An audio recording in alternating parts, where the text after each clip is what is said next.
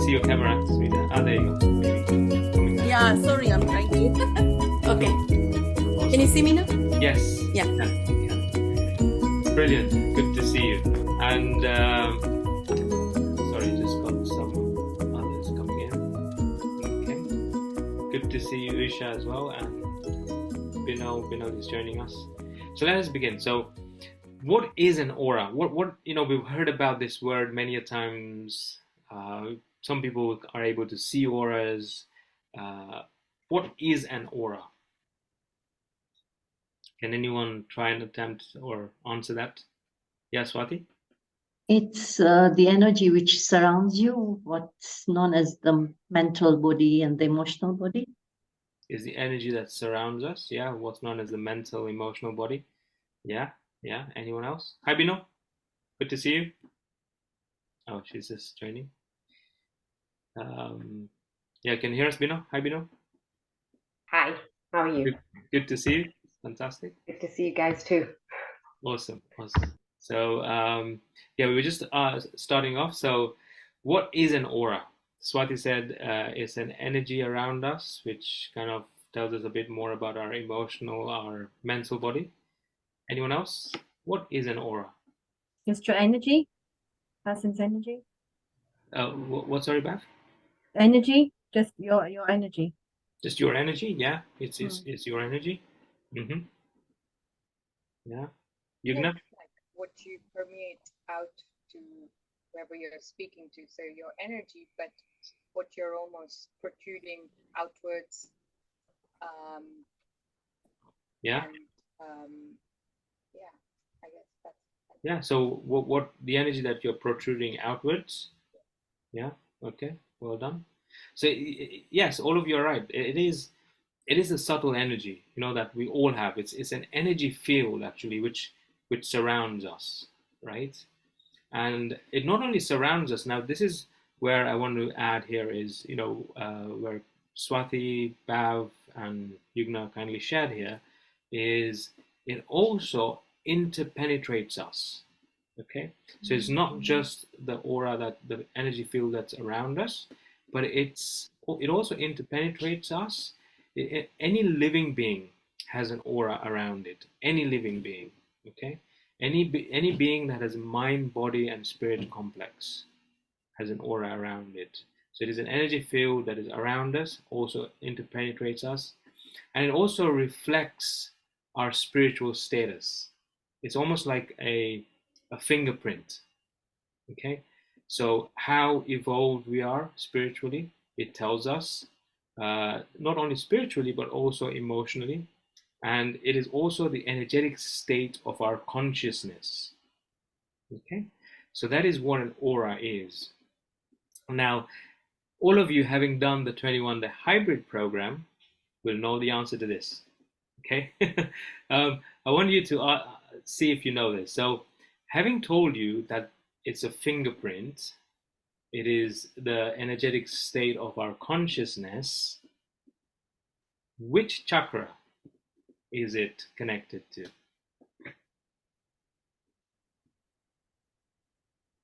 Yeah, Amina? Is it the root chakra? The root chakra. Oh. Maybe. Rina? I'd say crown chakra. Is the crown, yes.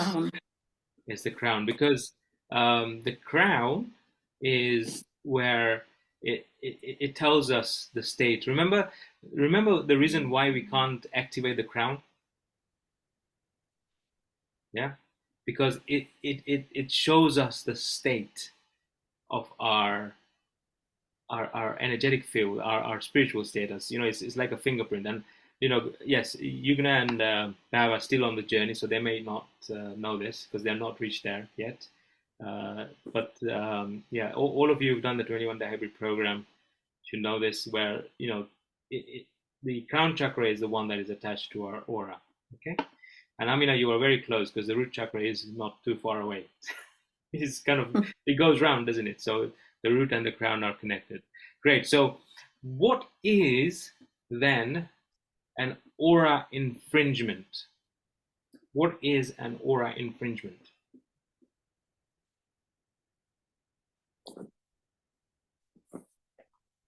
when somebody's aura is infringed, what does that mean?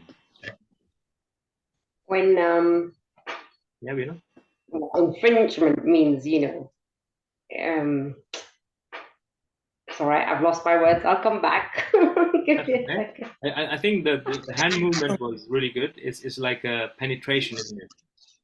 That's right. That's the word. Yeah, Yeah. awesome, Hmm. awesome. Yeah. You know, Yeah. we communicate in many different ways. Hand movements, talking, always are accepted here. Fantastic. So, yeah, it is penetration.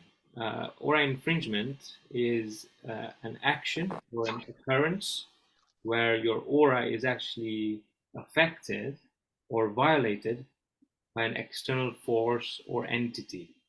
Okay, so where your aura is penetrated, right, like Bino said, uh, by an external force or an entity. Okay, and this happens. Tell me, when does this happen? Now, how is the aura how does it happen, and what are the consequences? So when does this kind of penetration of your aura, when are the chances that it is likely to happen? Yes, Smita? When you let somebody overrule you, like, you give in and they pressure you, so you get some negativity or whatever, you can't accept that, and that's when it messes up your aura, when you are a yes person, I guess. Well done. Yeah. Well done, Smita. So, yeah, so it's like a negative energy imposition. When you are in contact with somebody who is drained themselves, right? I don't like to use the word negative, but coming from a place of compassion, right? So people who lack in energy, and so a lot of the times they don't know themselves that they are doing this, right? It's very unconscious, and when you come in contact with these kind of people, and like Smita said, uh, they will unknowingly penetrate your aura.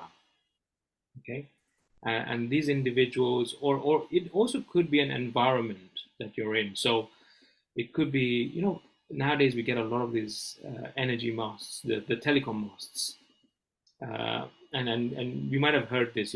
Never buy a house where there is a electric pole or transmitter, right?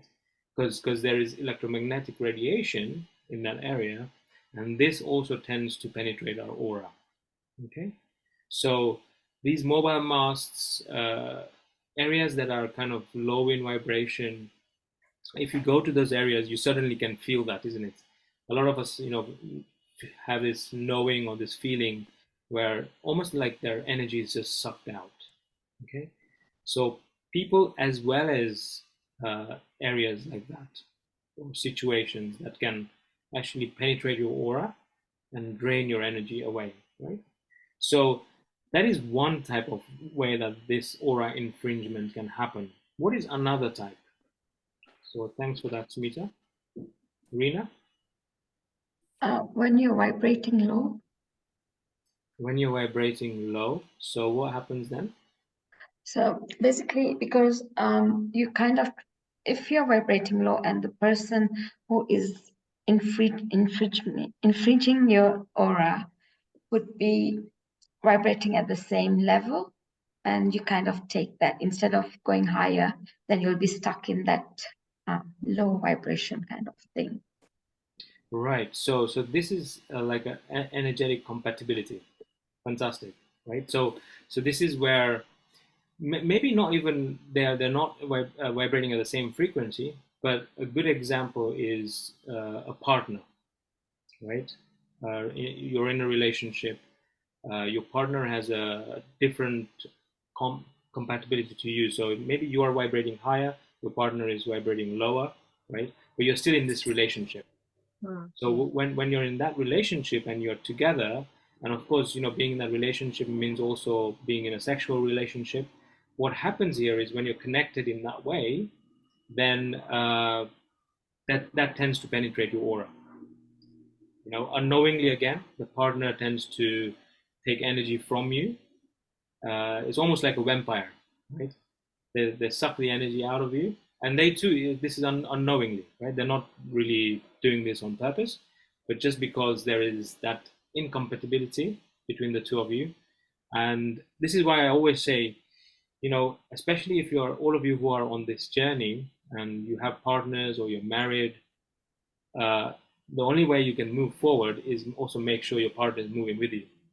Otherwise, there's always going to be this battle, right? Even if you move forward and they're down there, then there's that pull and tug, right?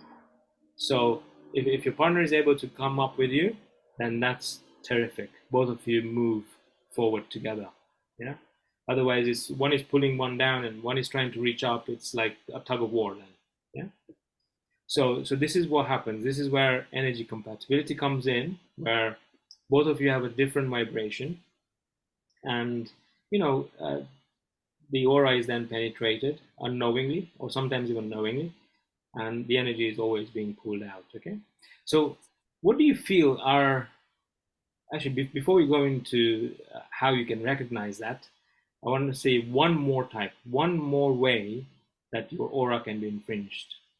So thanks for that, Rina. So there is energy compatibility between partners, different vibrations. Smita said when you're just in touch with somebody who's themselves are in that negative space, okay, they can unknowingly get into your aura.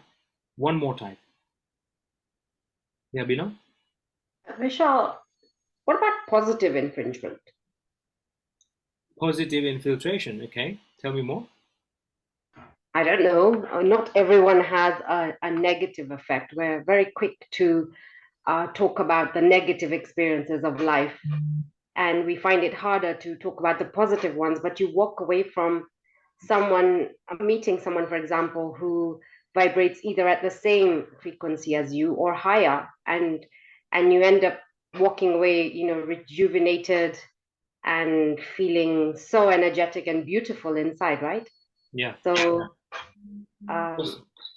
yeah, so that's another way, and that's where your aura is actually energized rather than infringed, isn't it? So this is where you are actually energized and your aura actually expands, and yeah, it's a completely different feeling to being infringed. So absolutely, that happens too.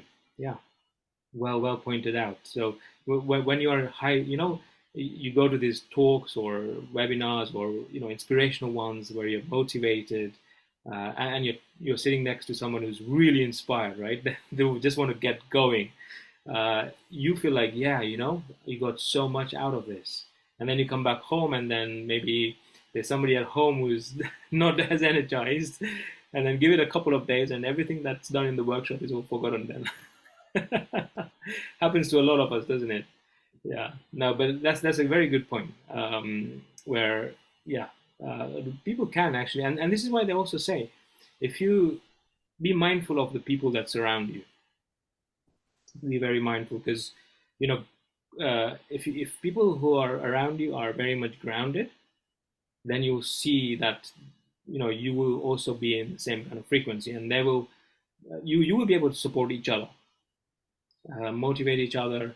And this is exactly, in fact, what we were just doing in the hour before, here in the VIP program. This is the whole reason of the whole VIP membership, is where we are motivating, inspiring each other every week, getting things done.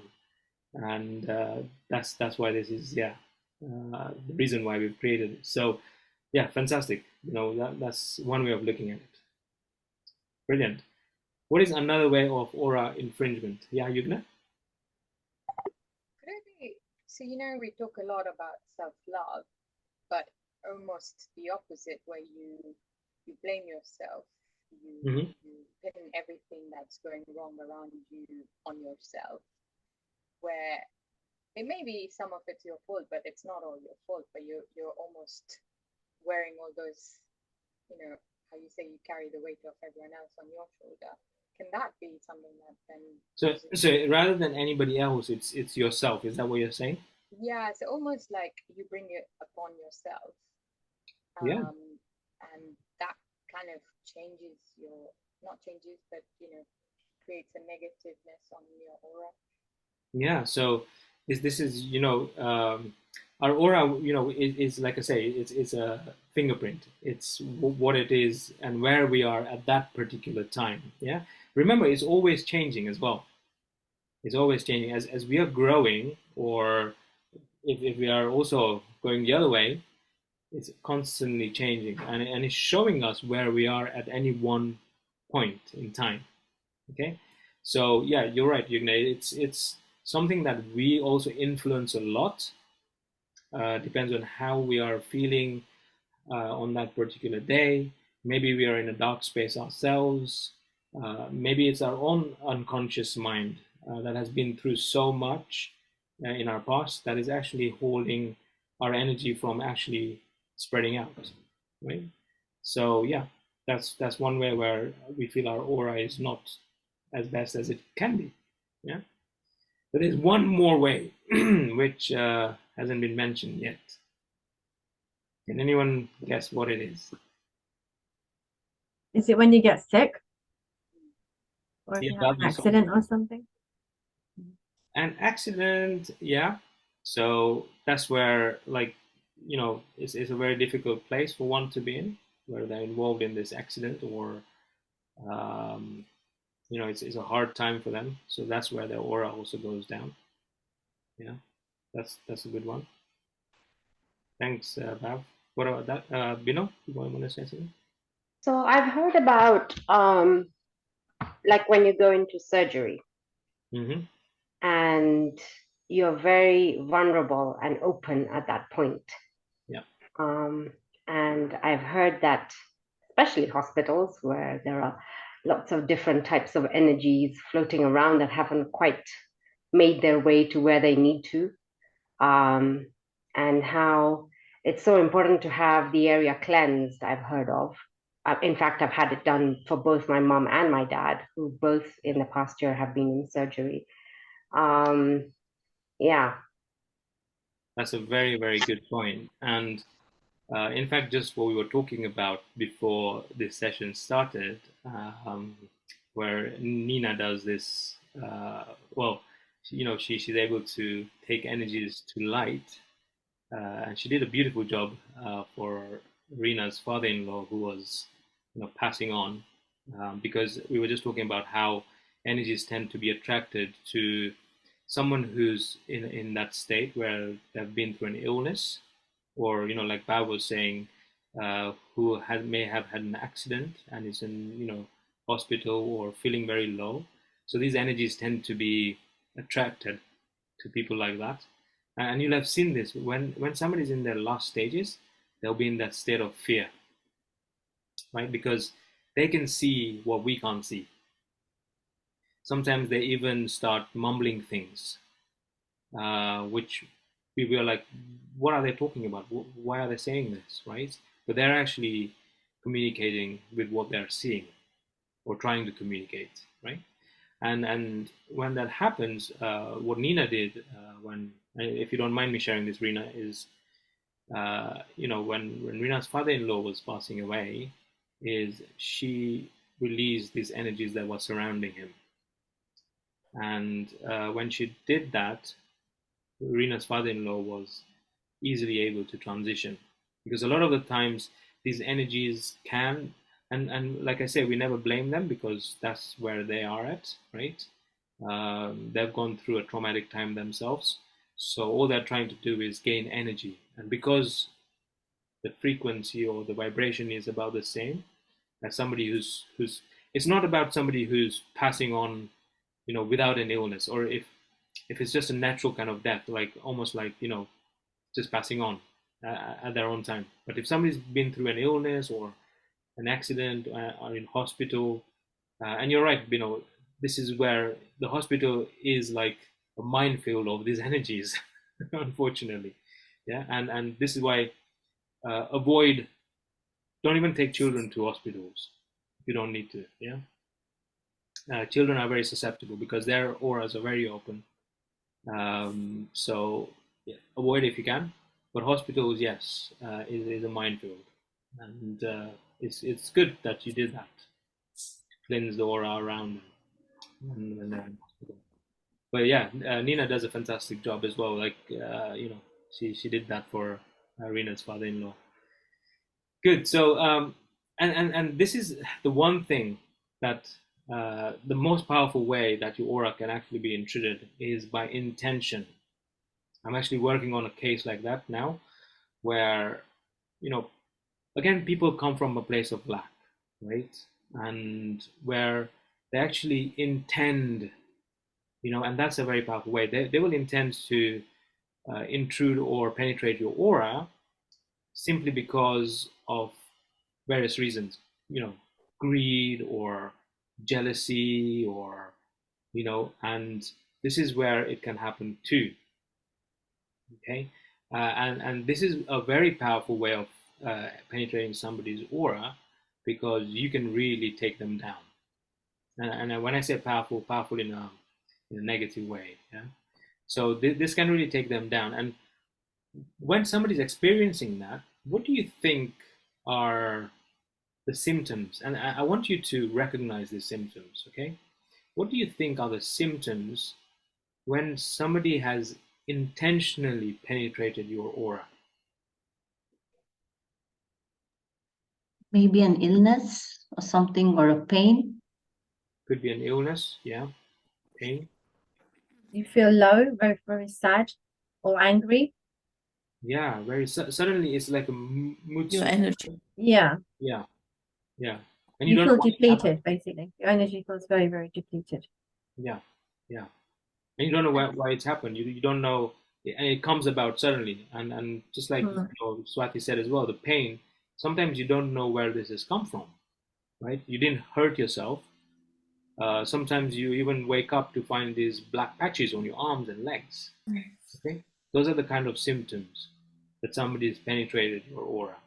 Okay, there's this emotional and mental distress, okay, that you go into suddenly. It's all very sudden. This is what it doesn't happen over time. It happens suddenly. So then you know that this is where your aura has been penetrated. Okay, and like Bao was saying, you feel drained. There's a general unease. Okay, and this again comes up very suddenly. Yeah, so those are symptoms. But there's nothing to worry about, because we are all powerful beings, and that's why I'm going to share with you a method towards the end of how you can actually keep yourself protected, keep your aura protected. Yeah. So when it's actually, let's say, there is just you're connecting with a negative person, right? It could be just a friend or somebody who you happen to meet maybe at work, who themselves are very low in vibration. Okay, what do you feel the symptoms are then? Different symptoms from somebody who has actually penetrated. Yes, Swati? I've experienced what you're saying. There was a friend I was very close to, and I don't know, she had this attitude of always being, or not being negative, but speaking negative things, and always putting others down. I never realized it, but I found that at the end of every time we were out together, or if I met her afterwards, I would feel very low in energy, very depleted, very tired, as if my brain was hurting. But I never realized it until, it came to a point when I had to step away. So that it was an experience. Yeah, fantastic. Thanks for sharing this, Swati. I mean, Swati has kindly shared a video of how we were able to then work with that. But this is what happens when you unknowingly, sometimes we don't know. You can only feel it, and you feel this energy being drained out. Sometimes you experience this stress and anxiety in life. And these kind of things happen when you're actually in contact with them. Yeah. So this is a sign that you've got to notice. Like they're not doing this intentionally. They've unknowingly penetrated your aura. Okay, and they're draining your energy away. So something that happens maybe not suddenly and not when you are in contact with somebody. So it happens when you're in contact with somebody, and it doesn't happen suddenly. It happens as you are in conversation with them, or even after having a conversation straight away.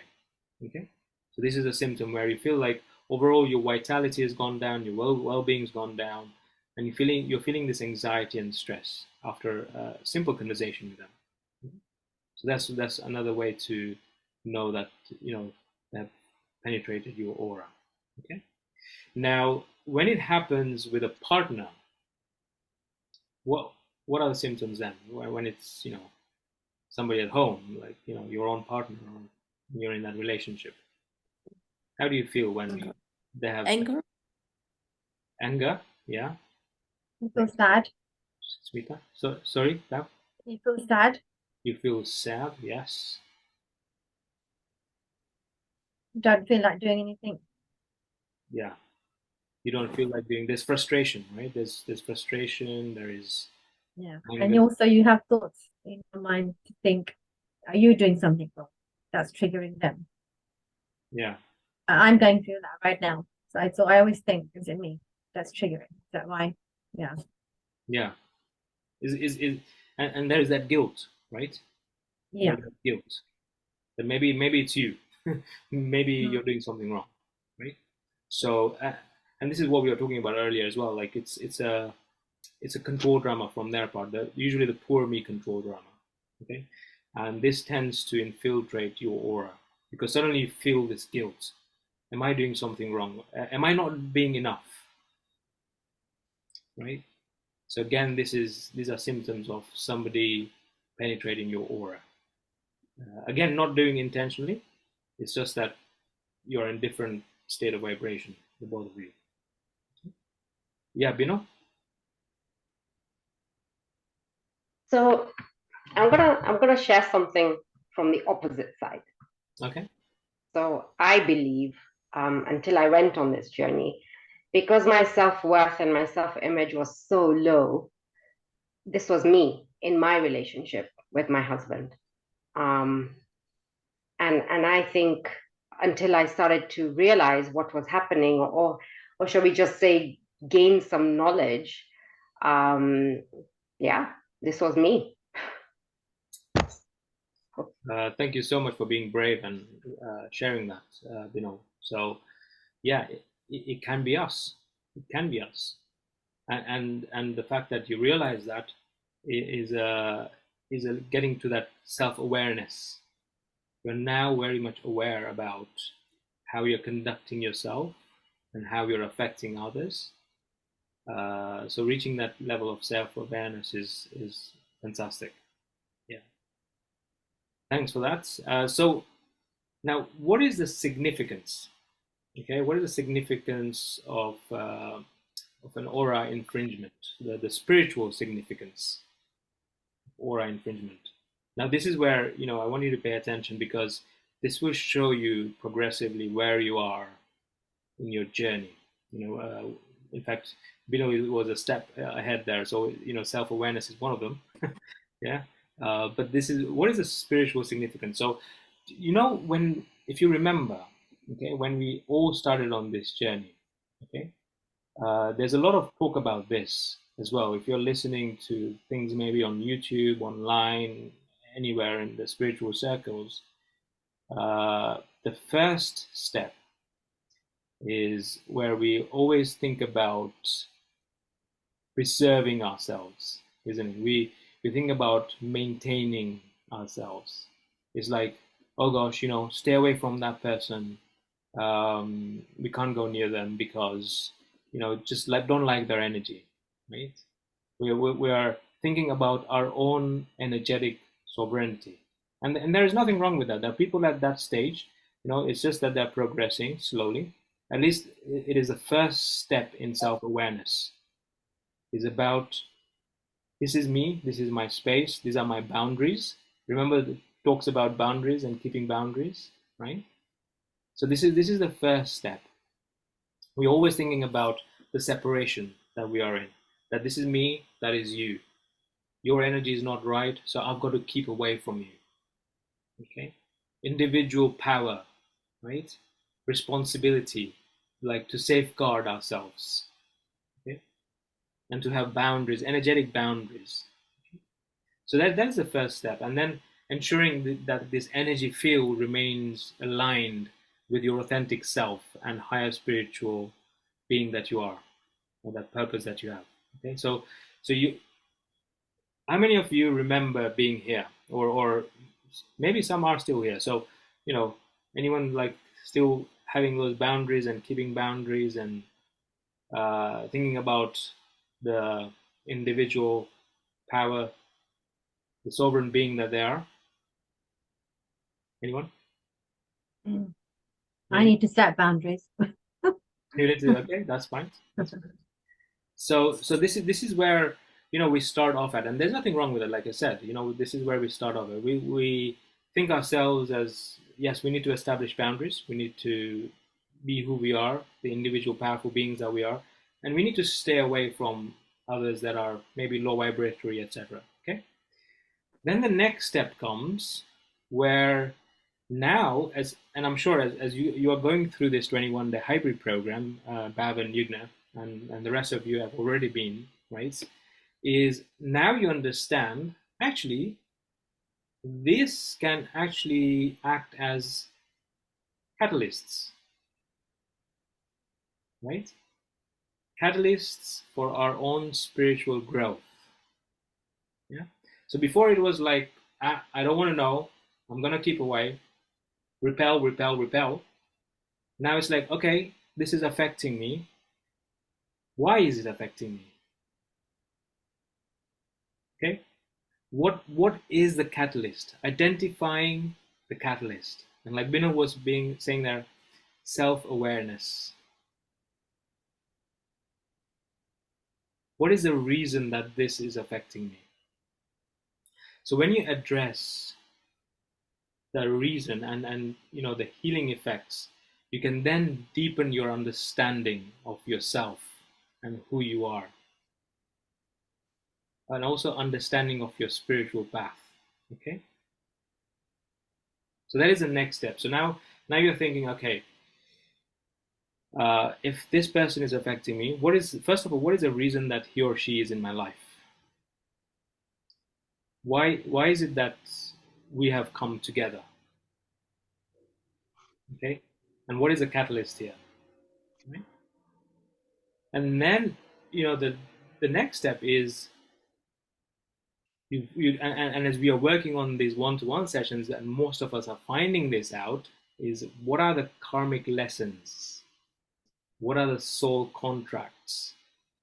Okay, so this is how we start growing in our spiritual journey. So when you view that from a karmic journey point of view, whenever any of that aura infringement happens, so it's not about just now rebelling and keeping people away. It's more about go deeper, one step. First of all, what is this? A catalyst? What is this catalyst telling me about myself? And then going deeper and saying, what are these karmic contracts that I have, or soul contracts that I have? Okay, and then understanding it from that perspective.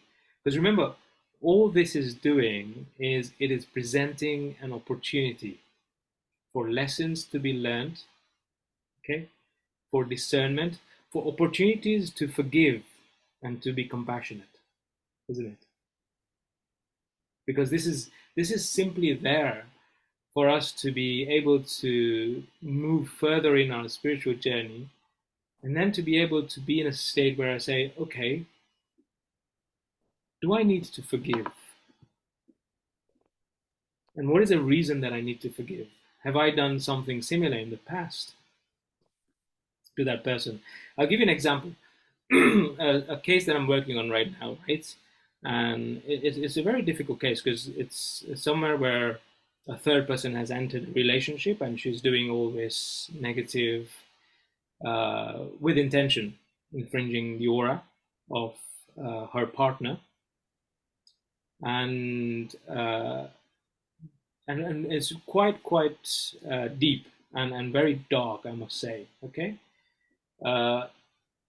her whole purpose in this life of the third party is to make this person's who I'm working with life completely, upside down. Just turn it upside down and cause a lot of havoc in her life. Okay, and the way she's doing this is by putting all this dark, with intention, aura infringement on her husband.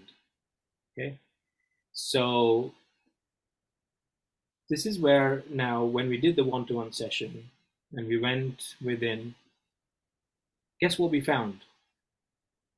Okay, before she came to me, she was going to all these places like tarot card readings, people who do voodoo and black magic. So her first self-defense was, well, if she's doing this to my husband and me, I will do the same to her.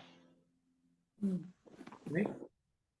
And I will even do the same to her and also try and protect myself and my husband. That's the first step. But as we went on this journey and she grew and she found out, okay, what is the catalyst? And then got deeper into the karmic bond, guess what we found? We found that 2 lives back, she'd done exactly the same thing to her. Exactly the same thing to her. So this was karma, right? And and the moment she forgave her, the moment she let it go and sent her a lot of love and compassion, guess what happened? That she was doing is now slowly withdrawing. It's becoming less and less powerful, right? So this is what happens is we don't know when we are on the surface level, living this life, why things are happening to us. But as we grow on this journey, we get into our karmic bonds, we get into our soul contracts, we understand the real reason as to why this is happening. And this level of self-awareness is not about just being aware of this human being that is present here on earth. It's getting to a place of awareness on multiple dimensions, right? And this is where you understand now that, and you're in a better place to forgive, isn't it? Because imagine if she hadn't known that she had done this 2 lives back, do you think it would be easy for her to forgive? No. It becomes really difficult. But the fact that now she's self-aware and that she saw that actually, hang on, I actually did this myself to her. I can now understand, and I'm in a better place to forgive her. So yeah, that was it shows you how you progress in this journey, isn't it? First of all, it's about me, myself, self-defense. How can I protect myself? How can I, stay away from all these infringements? Then, okay, what is this showing me about myself? What is this catalyst? And then what are the karmic bonds involved? What are the soul contracts involved? Yeah. Great. So before we go into the exercise, any questions? Anyone have any? So how do you know what lesson you're supposed to learn? How do you know what lesson you're supposed to learn? So the idea is first to be mindful of actually first what is happening to you. First to see what is actually going on in my life and who is the actual catalyst and what is this catalyst triggering within me. So what normally tends to happen is our close family members, maybe whoever we are in a relationship with, usually they are the catalysts. Or maybe if you are at work, our close colleagues that we are working with, they could be catalysts. And then the question to ask is, what emotion is it triggering in me? Okay. Normally, these catalysts would trigger an emotion in you. Is it one of sadness, or maybe it's one of hurt or anger, right? And when you go further into it and inquire and say, what is the reason that this emotion has been triggered? Where is it coming from? Where is it coming from? Because remember, we're always living in cycles. We're always repeating things, patterns and cycles. So what we are seeing now is just purely a repeat of what we've been through before. So the idea is then to go to the root of it and see, where did this originate? What do I have to learn from it? Yeah? And a good example I give is, like, you know, when I was working in the team and I was not being seen. It was almost like everyone was just like, anything I had to say was just discounted or not heard, and it really made me feel worthless. Right? My self-worth was really low, not being seen, and I had this feeling of not being enough. Okay, so when and I did. It's a quick process. Once you're quite good at this, you can do it really quickly. So it's like, okay, what emotion did it bring inside of me? These catalysts that were my team members. Those were my catalysts, and it brought up this feeling of not being enough, being worthless. And then I questioned, where is this coming from? And as soon as I said that to myself, this image of me sitting next to my dad holding a stick, you know, asking me to do the times table. And if I got one wrong, it was like a, you know, hit on my hand, right? That suddenly came up. Yeah. So I knew that that's where it's coming from. And then I had to, I knew I had to learn this lesson of, I had to let it go. I had to let that event go. I had to forgive him, because I was holding on to it. And the moment I forgave him, and then I was actually to the point where I was going to quit that project. I was going to say, if no one's listening to me, I can't be asked. Most of us do that, right? So the moment I let go of that, I came back into the project, and then suddenly everyone is like, you know, taking my views. Everyone was listening to me. And it was so weird. It just changed like that. Yeah. So this is something that you can do. And I get very anxious when talking to people, because I don't like creating a situation. Like, I don't like it when people get upset or get angry or whatever. Not at me, and it doesn't have to be at me. Yeah. But wherever I am. But I always work myself up that something's like it's going to happen, and it's just been with me for years. But I don't know what the root cause of that is. What the root cause? Yeah.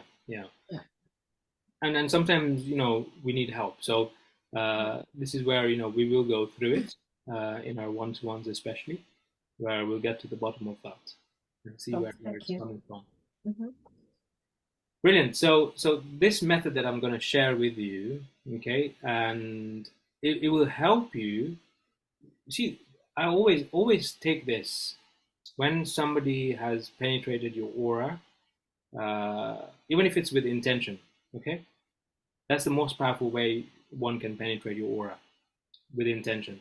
If it is unintentional, you know, people are just what they are, they're being in that negative space and you're just around them, that can happen. But if it's intentional, even then, the only reason they can do it is because your aura is not strong enough. Yeah? Because your aura has got holes in it. And this is how somebody can actually even intentionally come in. So if your aura is really full and is strong enough, no one can penetrate it. Okay? Even intentionally, no one can penetrate it. Yeah? So this is a method that will help you keep your aura really strong. Okay? It will help you keep your aura really strong and powerful, right? So I'll explain it to you, and then if we've got time, we'll go through it, okay?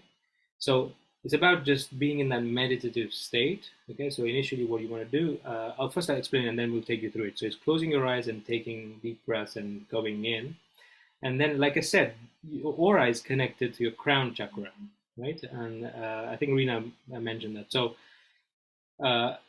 when our focus then goes to our crown chakra, when we are in that meditative state, we focus on our crown chakra.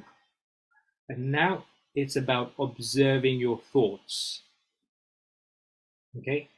For some time, there may be no thoughts, but after some time, what you'll notice is so many thoughts will come in, and we think about our past and our future and everything. So the idea here is to label your thoughts. So if let's say you have a thought, and then maybe it's a thought about the future. It could be even a fictional thought, or it could be something you are planning about, or we have so many thoughts, speculation, right?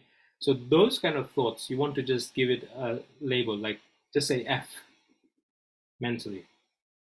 Okay, just give it an F label, saying there are thoughts for the future. And the thoughts about the past, you may be going into the past, reminiscing, or thinking about what happened. Those thoughts, you label them as P. Just mentally labeling them as P. Okay? And if there are thoughts that are maybe about the now, which is just the present, and you're meditating and being in the moment, of course you don't label them, you just leave them as they are. Okay? And when you do this for about 20 minutes, you will notice your aura will suddenly change. It will brighten up because you are in the present moment. This will happen. This will help you be in the present moment. And especially the key is focusing on your crown. Okay? So when you focus on the crown and be in the present moment, your aura will suddenly enlarge and become powerful. Okay? Now, a lot of the times we're not able to do this, like, if you're in the middle of work, or we are maybe walking in the park, or just busy doing something, then I will tell you a very quick method. Okay? Guess how you can keep your aura very powerful, especially if you're in the presence of somebody. Does anyone have an answer? Your sacred golden sphere. Sacred golden sphere, maybe. What am I doing now? Smile. Yeah, you said it. Yes, Binal and Bav. Yes. So smiling. Yes. So when you smile, okay, and even if it is, I know people would say don't do fake smiles, okay, but when you even do fake smiles, right, your mouth muscles are connected to your lower chakras, okay, and remember it's the lower chakras that we always find trouble with. Yeah, the upper chakras are okay. The lower chakras are where most of our hobby stories. So the moment you smile, your lower chakras become open and your aura suddenly goes up. Yeah. So that's the best thing. And like I was saying in the VIP session earlier today, that I will tell you why it's important to smile. This is the reason. Just smile, and it makes your aura powerful. Yeah. So that's one way of doing it. Yes, Swati? I think I can vouch for that because I mentioned on that I had smiled. I'd gone to Surrey Center and I'd smiled at everybody, and you uplifted the other person, but you also uplifted yourself more. Yeah, absolutely, fantastic. Thanks, Swati. And this is also a way to tell. You can tell straight away, even if you can't read auras or whatever. When people's mouths are like this, all the time or most of the time, you know their lower chakras are blocked. Okay. Yeah, Bino.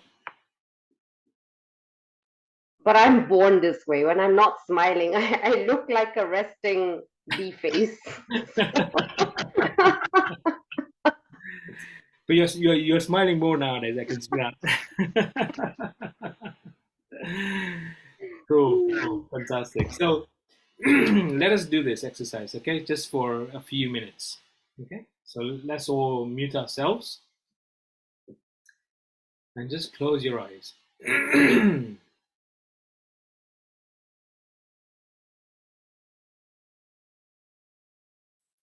Just close your eyes and start taking in deep breaths.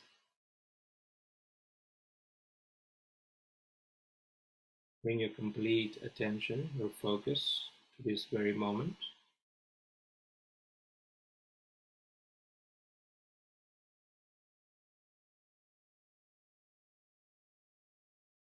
Then with the next deep breath in, take your focus to your crown, right to the top of your head.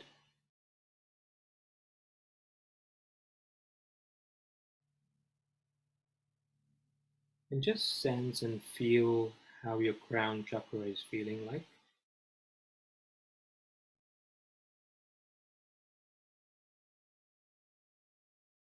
And as your focus remains there, any thoughts that come, let them pass. But before they pass, just label them with either an F or a P. If there are thoughts in the future or for the future, label them an F. If there are thoughts of the past, label them a P.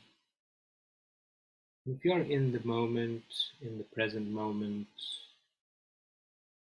then you don't need to label anything. So for a few minutes, as we stand still or we stay still, just observe the thoughts that come in and label them.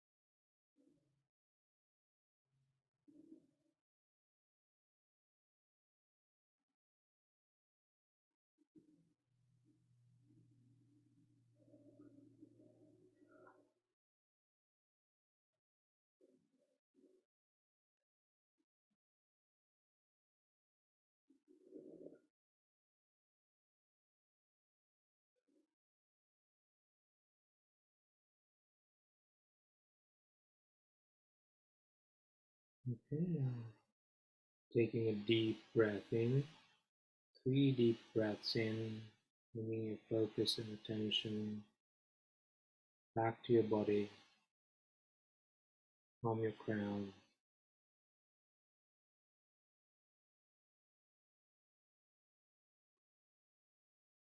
And 4th breath in, you may open your eyes.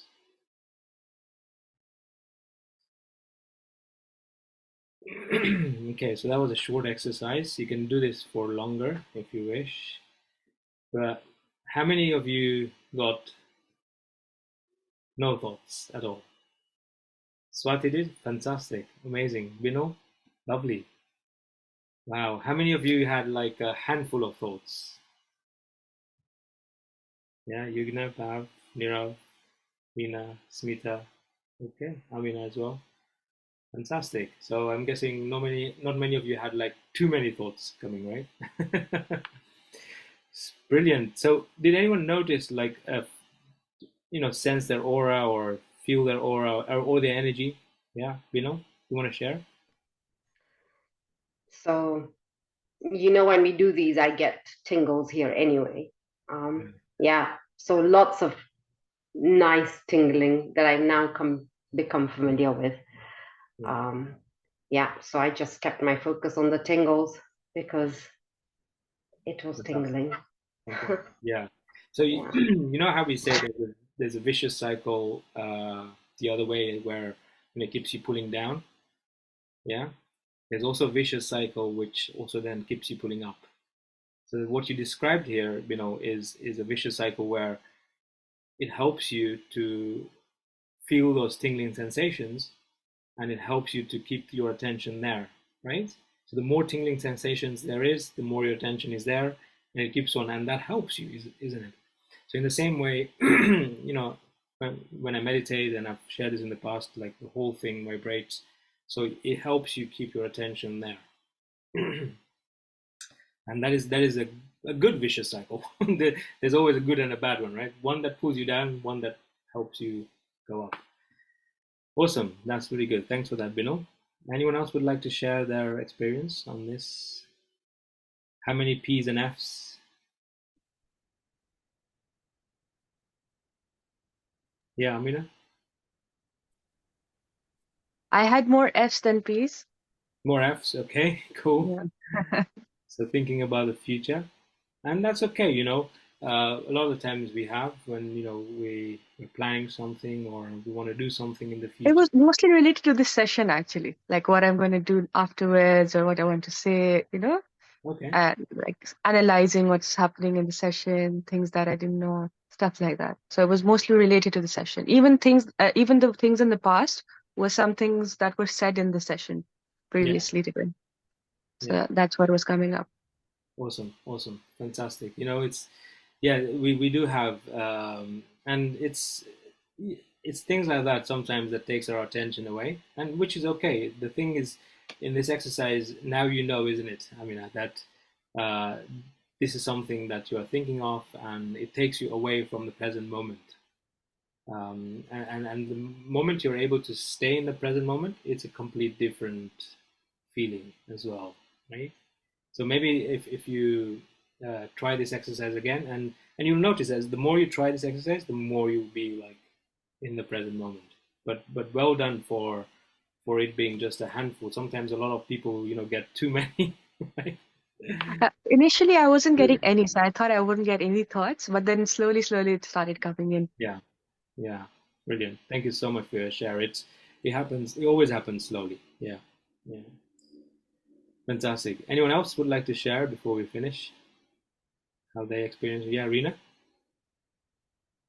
you're muted.